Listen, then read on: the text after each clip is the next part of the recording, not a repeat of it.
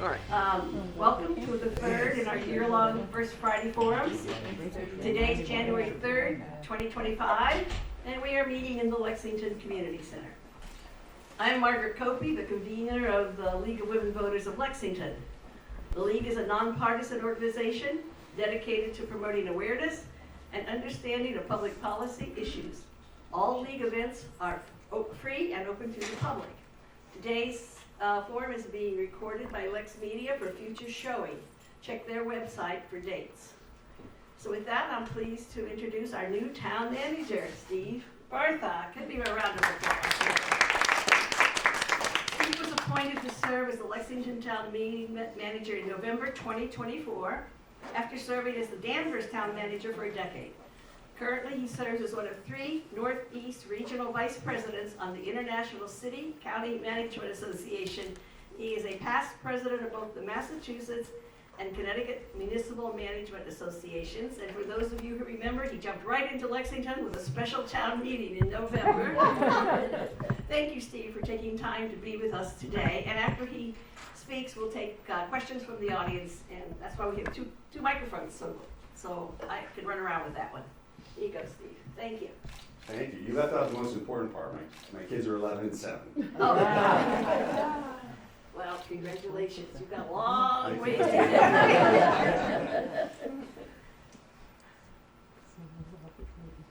ahead. Oh, what would you? So you've provided a bit of an introduction. I got the questions that we wanted to talk about 5 minutes ago, so I'm fully prepared to answer all in painstaking detail. It was not mentioned I grew up in Michigan, so we have a Michigander in the room. No, but association. You're Michigan adjacent. We can work with that. I grew up in Michigan, attended Michigan State University. Go green? Do you know the correct response to that? No, but it's Spartans. Go white. Oh, white. You'll be walking through an airport and somebody will see a Spartan sweatshirt and yell out, "Go green," and you have to switch gears and immediately respond, "Go white." And that's the international. My son-in-law went to Michigan State, and they have Michigan State gear up the wazoo. Yeah, he went to the Rose Bowl when they played. I mean, these people are fanatics. We are fanatics. Oh, you are too. To a certain extent, yeah. But after I graduated from Michigan State, I taught for 2 years with Teach for America in Baton Rouge.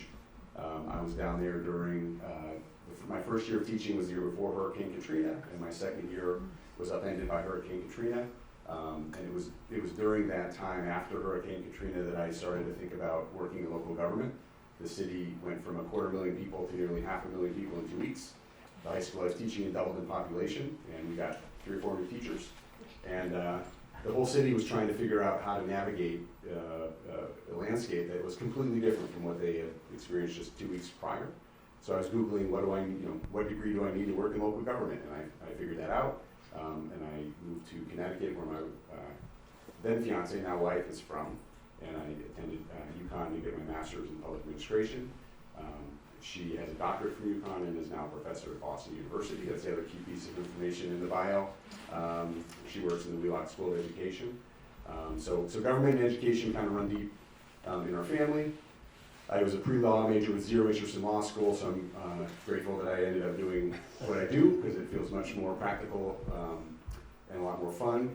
Also frustrating at times, but mostly fun. And as was mentioned, I worked for a decade in Danvers as a town manager there. I had been an assistant town manager for about 5 years prior to that. We moved up here for that job. My wife was finishing her PhD around the time that I hit almost the 5-year mark in my job in Connecticut. And when the recruiter called me and said, "There's a great job in Danvers, Mass," and I said, "Where's Danvers, Mass?" So I started trying to figure that out. And it was a wonderful experience. Our kids were raised there. I was about to start a 3rd contract there when the Lexington job opened up, and I couldn't resist the opportunity to come down here and sort of jump off the deep end and try democracy on steroids, which is how we affectionately refer to Lexington and the rest of the Commonwealth. And 2 months in, it's been as advertised. It's been fun. We had a special town meeting on the 2nd night. For the record, it was a one-night special town meeting, and I expect that to carry over into the spring. Never had a 2-night town meeting in Danvers. We always did it in one night. By 10:45, the town meeting members were looking at their watch and wondering whether we were going to get them home by 11:15. So that's kind of how I got here in a nutshell.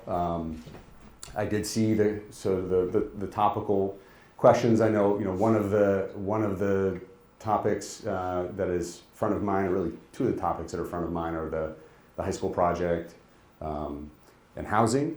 I think that I guess where I would start on the housing front, Danvers and Lexington were two of the first communities to adopt the MBTA zoning. Lexington technically was first, although we up the road would have argued that because of the zoning work we did in 2017 and 2020, we were like 98% compliant with the law before it was called the law. And ironically, our town meeting overwhelmingly supported the multifamily zoning in our downtown until it was labeled MBTA and labeled state mandate. And suddenly then many of the town meeting members who had voted for it said, well, we don't like state mandate, so I no longer like the zoning, even though it was completely developed locally through iterative process. And it just so happened that what they decided on looked an awful lot like what the state was later going to require. I think that 2 months in, the experience in Lexington has been that there is clearly an appetite and a demand for housing in eastern Massachusetts. By virtue of being first out of the gate, I think, and by going above and beyond what was minimally required by the state, we are seeing housing starts in Lexington. I know that that is raising a lot of questions and concerns in the community and inside town offices. I've been reminded several times we don't have a town hall in Lexington, we have a town office building. So people in town offices are having this conversation. I know town meeting members are having this conversation. There's been a citizens petition put forward to sort of bring this back for discussion at town meeting in the spring, which will be something town meeting will, as with most matters, will have the final say on in terms of what, if anything, they want to do.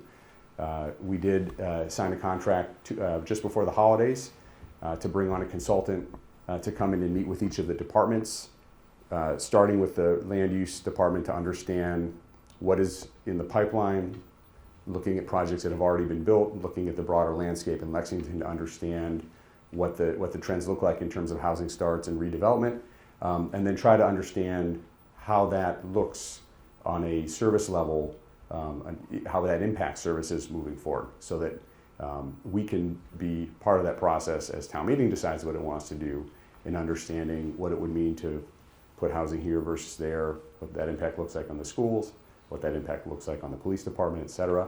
But I think that kind of that's the weeds, but at a high level, I think it's commendable that Lexington went first and Lexington stepped up.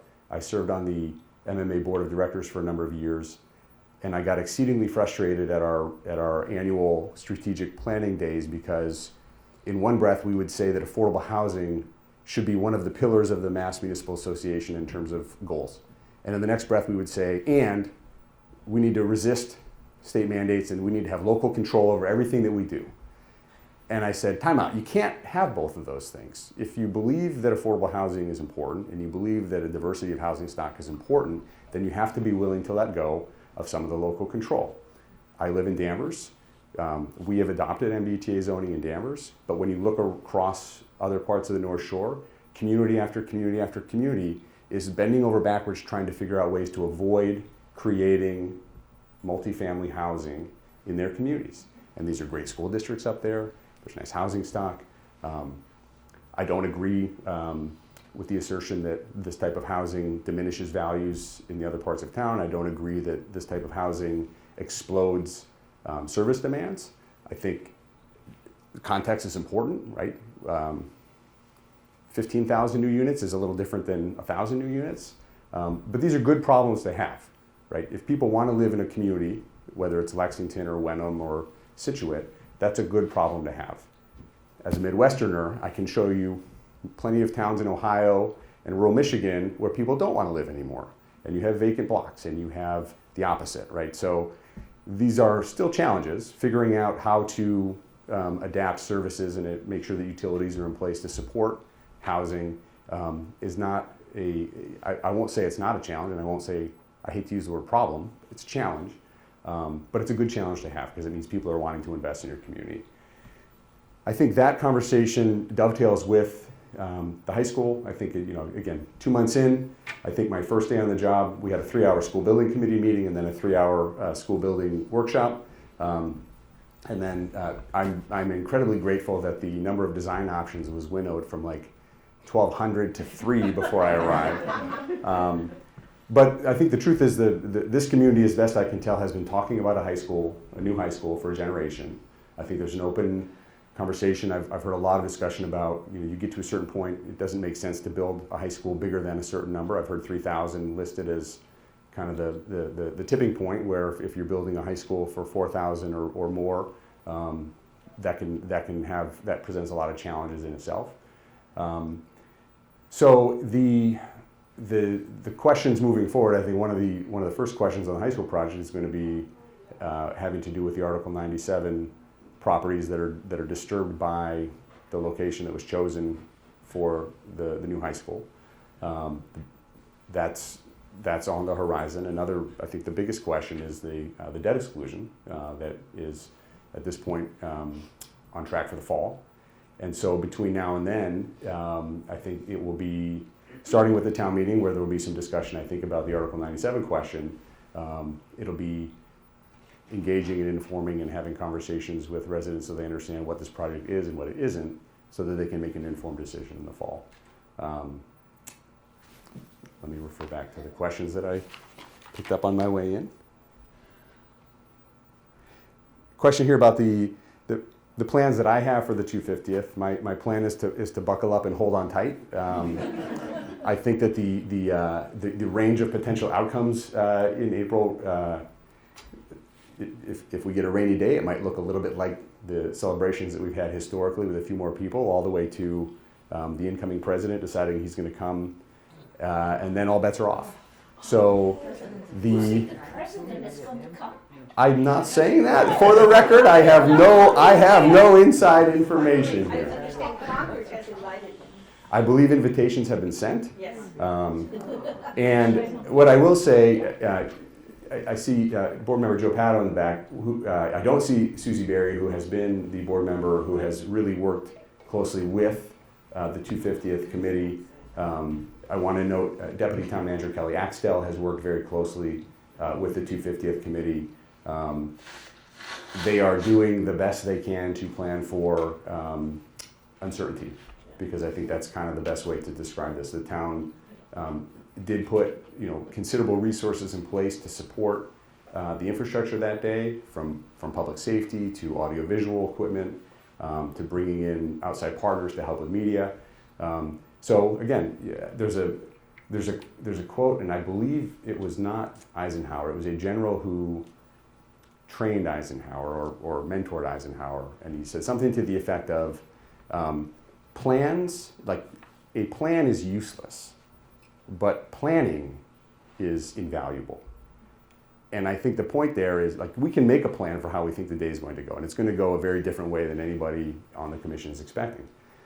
But because they've been meeting and talking for years about what may happen, what may not happen, who's going to be where, they'll be ready to accommodate whatever the day brings. It'll be very exciting. I've already given my wife a heads up that I might just bring my sleeping bag and stay at town offices that weekend, because I don't know that driving back and forth from the North Shore is going to be a lot of fun the third weekend in April. But there's a lot of exciting plans that are still sort of taking shape at this point, including the Golden Knights parachuting out of the sky, depending on weather and logistics and things like that. So, as I said, buckle up and hang on tight.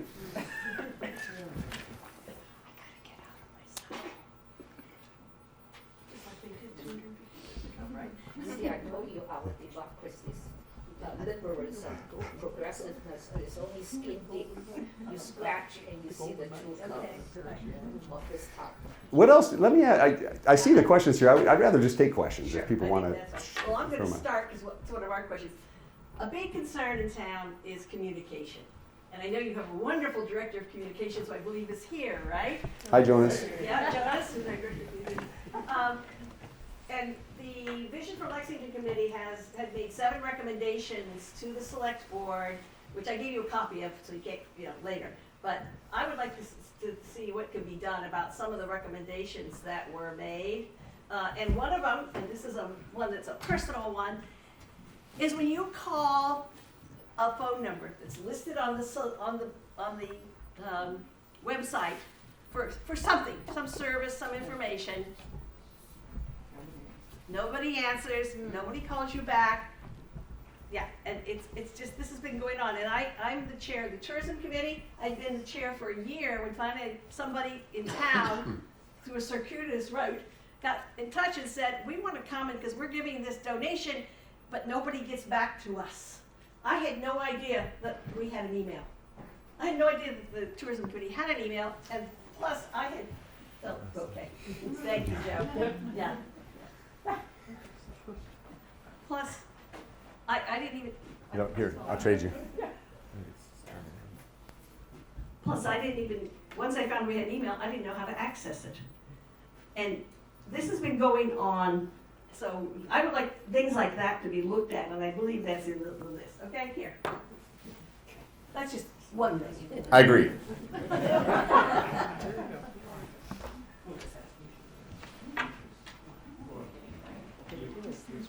Mike. Yeah, go I ahead. don't know if a mic was coming. I just want to follow up on that because I was just mentioning to Jonas, it used to be, you could go to a, Hold on. Why is one working together? You pass that one back. Yeah, you. formerly you could go to a town department and see a list of staff. Now it's just a contact us form and you can't even tell who works in what department and what structure as like when you have an overarching structure and who's in that department. So I definitely feel like we have lost some communication with not having more transparency in our town staff. Well, that goes to the website, and I agree. I see Jonas feverishly typing away back there. Can I ask you a question? Yes. I just have to go. Yes. We're not going to be the first public school, high school in the United States that our high school is going to cost $1 billion. The structure, the new buildings does not make the school. We are number one because public housing is very important. I want my children to go to high school to see all class of people, different kind of people, instead of like O.J. Simpson, remember the policeman? You have a question? Yes, no, yes, the question is. You're making a statement. You have a question. Yes, I always want to make statements because I I know don't you do. get Go to ahead. talk. Yes, and then everybody's gonna say, now you go sit down. Hey, you little Chinese woman, you go sit down. We don't want to hear from you. Okay, now the problem is, you gonna be the adult in the room when they talk about the price is going to go up and up. I know we have wealthy people here, they have deep pockets. So what's your They're willing question? So will you be the adult in the room that put a cap? Say, wait, I'm not that put a cap in how much this high school is going to cost. Thank you, that's a good Because question. it's not gonna make us continue to be number one. Then we should call our high school Lexington Academy. Thank you, Abel. I don't know, I guess the question is, what input do you have to the cost of the high school? That's what I got out of all that. When a decision is made, we will work on how to finance the high school. No one person has the ability to say this is the cap for the cost of the high school. It's going to be a function of. Do you have adults in the room? Yes, Yes. There are no minors in the room. I know somebody's driving a calculator down the street with our money. Thank you, and I'm sorry that you used that term 1 billion, because that's, you're putting something out there that is not exactly true, so you shouldn't be saying that. No. I'm for, We have 630 million now. It's 2 years from now, they're gonna build a school. Hi, I'm Laura Swain. I know that Danvers recently started a pay-as-you-throw program for trash, and so I'm wondering what lessons Lexington might learn from the rollout there, what good things you did, maybe some things that could have been done differently. I'm not aware of any issues with it, I'm just, like if there were problems.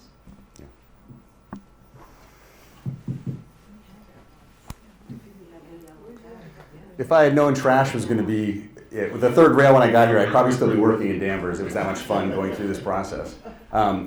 We in Danvers, they, I'm still getting my pronouns right and having switched communities. Danvers had a 20-year relationship with a vendor, JRM, which was ultimately bought out by Republic. We went out to bid for the first time in 20 years, 3 years ago, and we saw a 60% increase in our municipal waste. And that is in part because Danvers was way below market in terms of what they were paying in tip fees. But that 30%, that 60% increase was about $1.5 million increase in the operating budget. So we didn't actually go to pay-as-you-throw. We went from no rules to automated trash collection with town-issued receptacles. And so we introduced a 96-gallon recycling bin and a 64-gallon trash bin. That was I'm going to say the easy part. We used free cash to buy the bins. We provided them. The hard part was we had about a 2-year conversation between all the major boards about what it was going to mean to try to absorb that $1.3 million increase into our operating budget, and it would have resulted in service reduction. And ultimately, the select board voted by 3-2 to implement a $200 a year trash fee outside of the tax levy, and that offset, it kind of wiped out the increase. So the logic was that the ongoing commitment in the tax levy was what the contract had been prior to the renegotiation, and the fee offset all of the increase. It also introduced some fairness because the condo associations paid for private trash collection, but they were still subsidizing trash through the tax levy for everybody else. I will say that the vote, at one point it was a 5-0 vote, then it became a 4-1 vote, then it became a 3-2 vote. We held on to the 3, but then there were 2 attempts at town meeting via citizens petition to try to undo what was done. Those were fended off by the town meeting. They understood the math. And so that's where Danvers is today. They're in the first year of automated trash collection. They looked at some other options, biweekly recycling. They looked at, I wish they had started with pay-as-you-throw because that town sort of made the leap from you can put out 3 45-gallon barrels a week to now you get 1 64-gallon, and it's worked out fine. People who thought they were never going to be able to survive with a single trash can, shockingly, are just fine. So lessons learned, I think and I want to credit Maggie Purd, our sustainability officer, who's not here, and Dave Pinsino, our DPW director, who's not here, and Joe in the back, because they've been part of a waste reduction task force that's been in place for a number of years. The composting program that the town has piloted and is now building into the budget this year has clearly had an impact. We're throwing away 1,200 tons less than we were a couple of years ago in Lexington. What kind of revenue are they getting from that? It's a cost. It's not a revenue. So I think if you're looking, I think I understand the question. Those same tons, based on the proposed tip fee next year, would be about $1.1 million. So I think we're looking at a $400,000 cost in the budget to sustain the composting program, and we're offsetting about $1.1 million in tip fee. So it certainly pays for itself. I think that was the question. But it's still a major driver in the budget, even with the composting program in place. And so I know that Maggie and Dave have asked to come with Joe back to the select board and continue this conversation about what the future looks like for trash collection in Lexington. What percentage of people compost? I want to say we're at about 100, is it about 99 or 100 families that are signed up? Or is it 1,000? 3,500. Okay, thank you. 3,500 households, and then that doesn't include Lex or either, so in the community, and we also don't know who composts at home, so I would say you could safely say 30% of the town, if not a little more. Thank you both. Okay, go ahead. I'm at the first 2 things. I'd like to just comment on the communication issue and give the town some kudos for who's ever putting together the newsletters that go out on the emails on a weekly basis. Here he Thank is. you, notice. Given that we don't have a real newspaper and a very good Lexington Observer, and I think it is invaluable, so thank you. Thank you. A lot of work has gone into that. And as for the composting, now I guess my real question, I said, some of us are joint neighbors, so if you don't want to do it by yourself, we have 3 of us that do a compost opt-in and get the product in black soil, so go for it. Doesn't take much to do, and it's a fabulous service, so thank you. Finally, my question is that the town was involved in bringing in consultants to look at revitalizing the town and how to change it. Haven't heard a lot. Where are you involved in this, and how do we see that going forward? I haven't heard a lot about that either. I know the community, it was at the Lexington Center Committee and the Economic Development Committee came before the board, I think at our last meeting, and shared some recommendations coming out of some work that they had done. But I'm admittedly not deep into that. I will say that I love driving into town every day. It's a lovely downtown.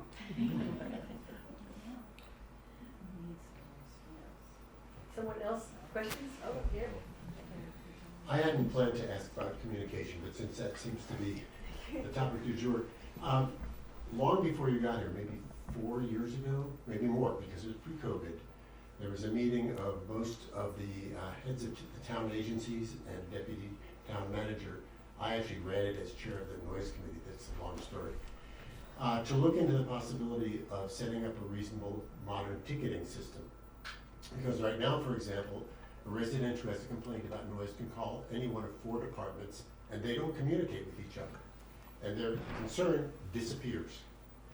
What many organizations have been doing for a long time, 6 years, 7 years, is having an automated ticketing system where you submit your concern by computer, you get an automatic reply saying it's been logged, and you get responses through that same system. Everybody knows what the issue is, everybody can respond, and at the end you get something. Most of them send you something that says, if this has been resolved to your satisfaction, do nothing. If there's a continuing issue, please reply. Mm-hmm. Why don't we have something like that?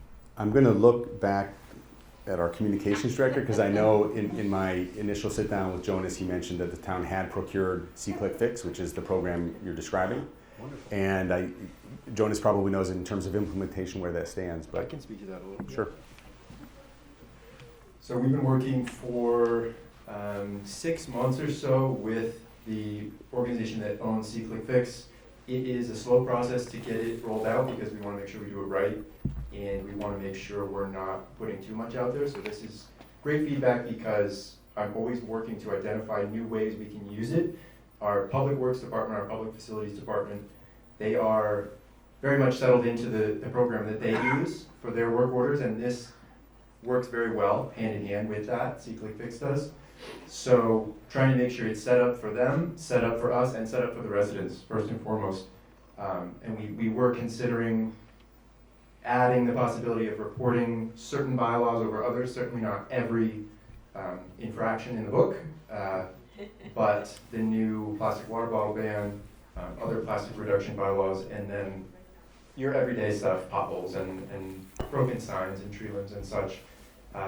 So I think that, thank you for bringing that up, because I think that's a great way that we can use it, and I will work with the rest of the town manager's office and DPW, and we'll figure out a way to make C-Click-Fix work the most that it can work for residents, and if that means including bylaw violation reports, then we'll do that. Wonderful.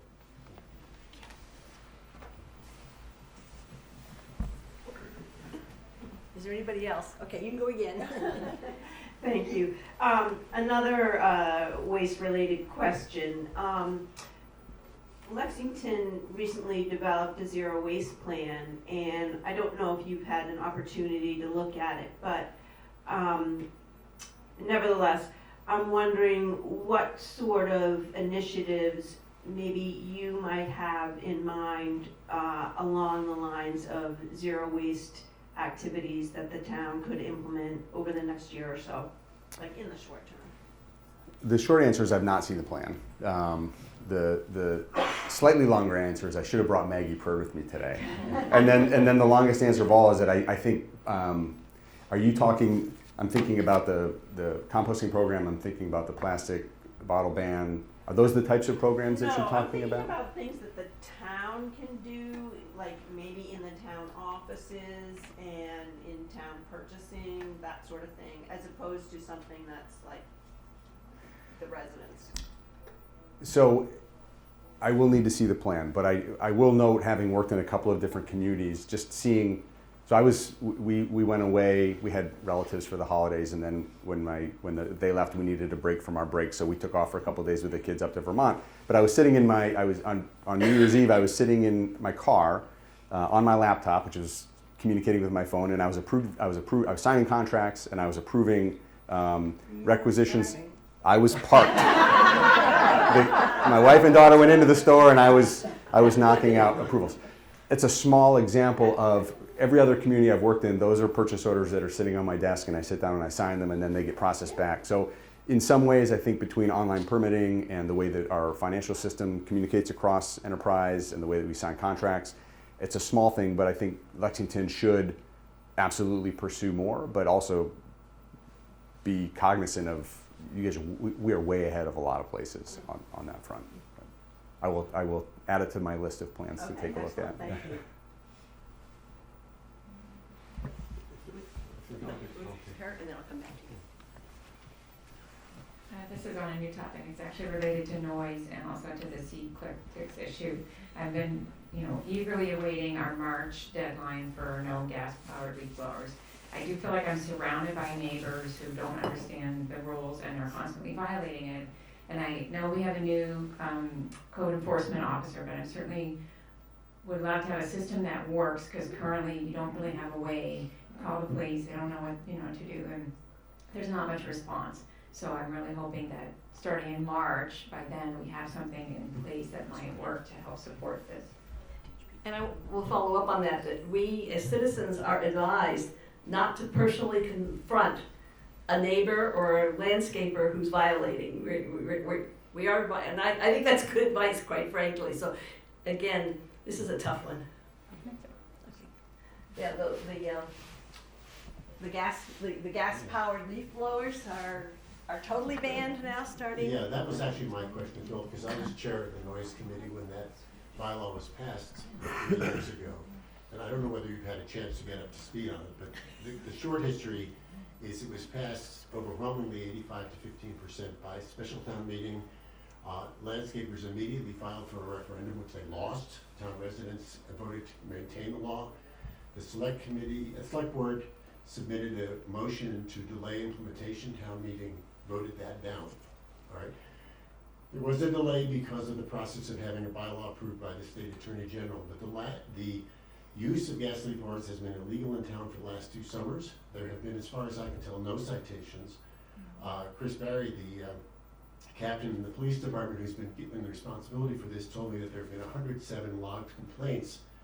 But the town's policy was, for the first summer, to just give warnings.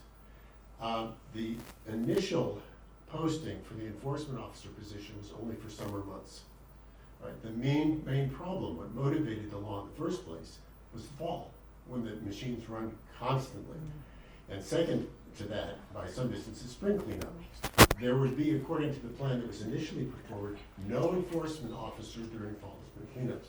I've more recently heard informally that there's now a plan to start somewhat sooner, because the total ban starts on March 15th of this year. But can we count on having real enforcement of this bylaw during the seasons when it matters? I'm not going to give you a full-throated answer today, but I noted in last year's budget the town did approve a part-time position specifically for this purpose. But part-time is not spring, summer, fall, and winter. So I think there probably has to be a conversation about how to adequately staff and enforce something like that. There's reference on the sheet to fiscal stewardship, and I will also note that we are weeks away from needing to produce a balanced budget, and we are still millions of dollars out of balance. Part of that is, the school budget is the largest component in town, but even on the town side with health renewals, the new trash contract that we're budgeting for right now is going to be about 10% higher than it was last year. Same contractor? Same contractor, yeah. So I've jokingly, Susie Berry has quoted me about a dozen times since I've been here, which is, I like the expression, we can do anything, but we cannot do everything. And this is not necessarily a response to your specific question, but I think the broader conversation is, unlike the state and federal government, we have to balance the books every year. There's only so much we can do with the resources we have, and there has to be prioritization of what is going to go first versus second. So certainly when I sit down with Chief McLean in our next one-on-one, you're not the first person to raise this. I've heard from several board members that they want an update on this. But all I can promise is that we will be honest about what is possible and what the limitations are. And then ultimately, as I said 30 minutes ago, town meeting really gets final say on just about everything that happens. And so if one part-time position is not sufficient to enforce, and I will know, I mean, you probably know this having staffed the committee, noise bylaws are notoriously difficult to enforce everywhere, because noise is very different from the tangible violations. Your sign, your fence, those are easy. You can pull out a tape measure. Noise is complicated. Whether the police department or the inspectional services department is the right landing spot for that, I think that's also a question that I have. Having come in November, and this was in last year's budget, it's a conversation I want to have with our land use director and also our police chief to know more about that process. But Can I follow up very quickly with that? Sure. The committee was very well aware of the enforcement difficulties, and in response to comments from by Chief McLean, then acting Chief McLean, at a select board meeting, we deliberately simplified it so enforcement is very simple. There are no noise limits. If an officer drives up and there's a gas leak floor operating, that's it. Issue a citation, leave. All right. So it's not really a difficult one to enforce. It's no different than, say, contractors doing building work outside of allowed hours, which is the example he gave. But I also want to stress that the issue of part-time isn't really the problem. It's what season. If there's a part-time officer, it should be fall first, spring second, summer last. Winter, we don't need it. Yep. Thank you. Rita? Thank you. Hello, I'd love to know what your name is, first of I'm all. sorry, Dan Koretz. Dave? Dan Koretz. Dan Koretz. Yes.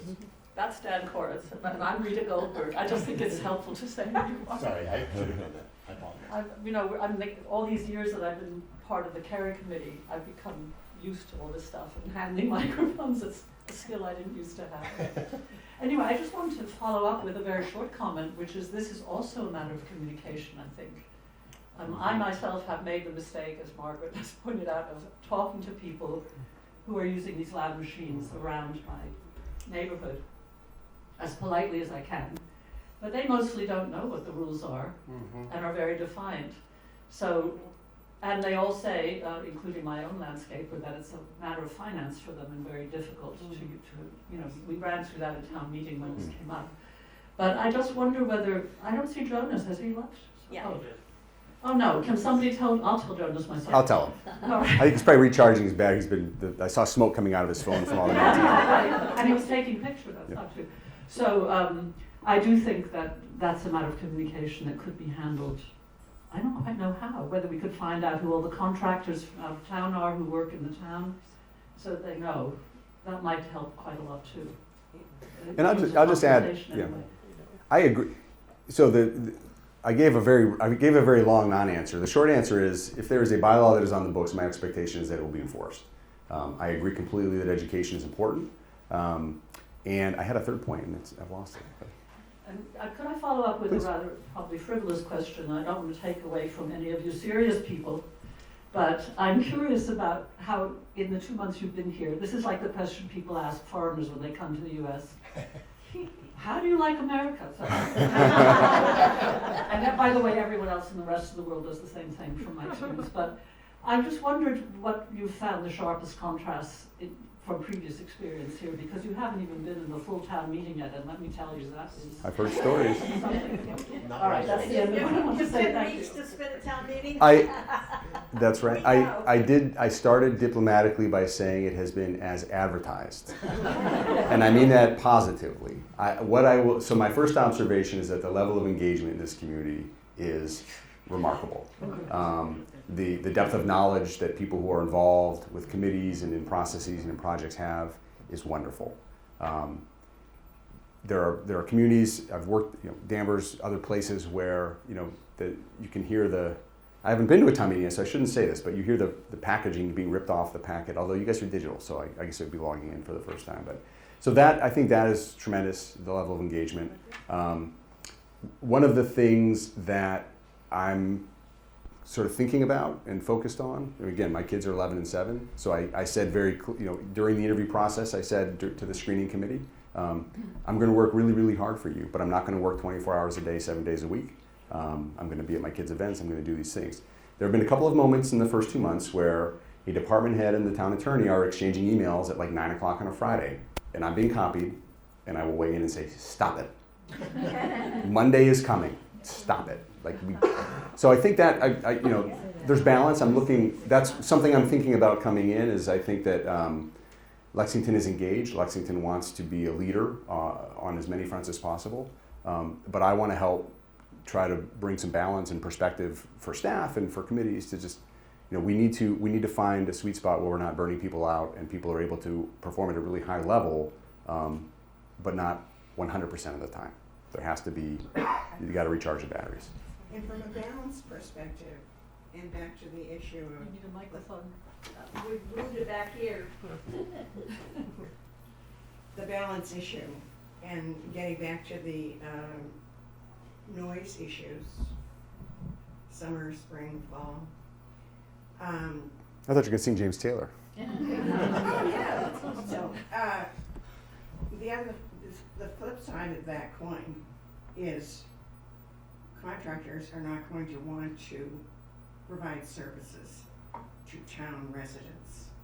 I've already heard that. So are we up for a big effort for ranking?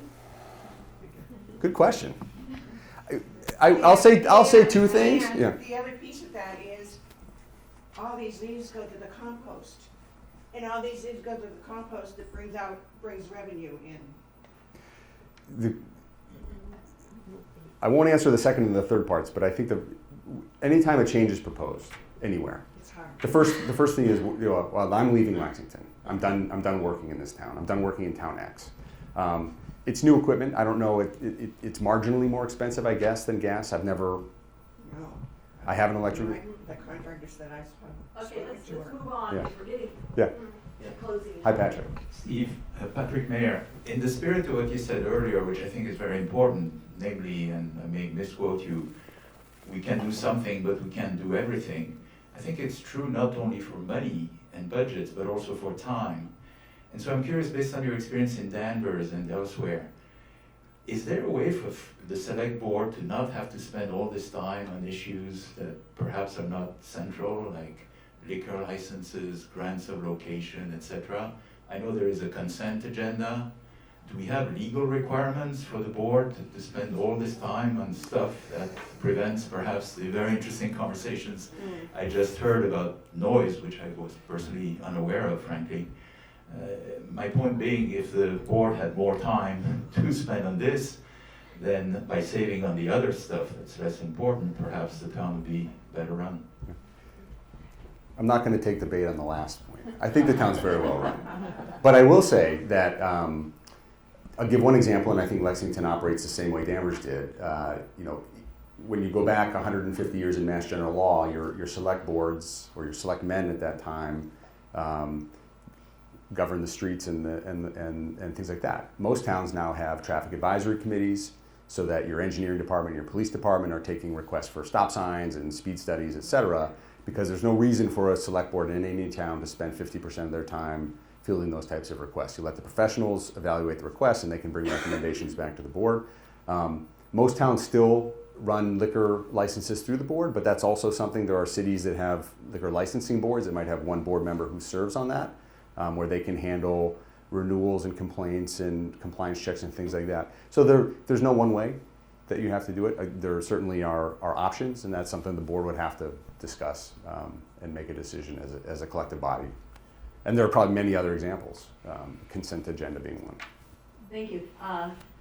We could go on all day probably here, but I'm going to make this the last question, and then we'll wrap up. Thank you. My name is Lana Panasuk. So Steve, I wanted to ask you for your perspective. So you coming as a town manager, what are your responsibilities as a town manager, as you understand them? And what is your relationship to the select board and how you work together, if you can enlighten? Thank you. Thank you. You should sign up for the Citizens Academy, and I'll give you a full overview in the spring. But the short answer is that in most towns that have a form of government, like Lexington, Danvers had a very similar form of government. The select board and the manager exist within the executive. We're the executive branch for the local government. The duties and responsibilities depend in part on the charter, whether you're a home rule petition community, what your town manager act says or doesn't say. So on one hand, the manager here and everywhere is a partner with the select board. We have to communicate, and I have to provide information, and then the board has to make decisions because they're the policy setters for the community. Day to day, I'm hired. My job is to oversee town operations. So I oversee the police department. I oversee the public works department. I'm never going to pretend to be a police chief. I think one of the things that's important to me, one of my styles, that I want to know enough to know what's going on, but I'm never going to tell a police chief how to be a police chief. That's not my skill set. That's not my experience. So the board hires the manager to oversee the day-to-day operations, just like you would in essentially a company, except we're not looking for profit. We're looking for public good. That's our currency. And my job is to listen to and hear what the board is asking for, the direction that they want to go, and then bring back to them the resources necessary, a recommendation. Here are the resources necessary to do what it is that you've described that you want to do, and to bring options to them, to evaluate the pros and cons of certain policy options, things like that. So that's like they decide the policy and you execute. Correct. So they're kind of like board of directors and you are the CEO. That's an analogy it's not a perfect analogy, but I think that's a good analogy. Okay, gotcha. I want to thank Steve for coming today. I hope you didn't feel like we were That was great. beating up on you. I didn't think we were. Thank you all for coming today. I want to thank Steve for taking the time to be here. I want to thank LexMedia for recording today's program. I also want to thank some people who don't often get public fame. Wendy Manns, who's on the board of the League of Women Voters, who helps with this program. And we have other board members who are not here who also help. Eileen Zalisk, Jean Ganali, Lisa, she's our treasurer, Lisa Rhodes. So I want to thank all of them for all the help they give me. And I want to thank all of you for coming out on this chilly morning to this meeting. Our next First Friday will be February 7th to discuss the merits of grass fields versus turf fields. And okay. Well, that's going to probably be coming up in town meeting. Speakers to be announced 9:30 in this room in the community center. And with that, I want to wish you all a good day and a happy New Year. No, Okay. I just want to say thank you. Oh,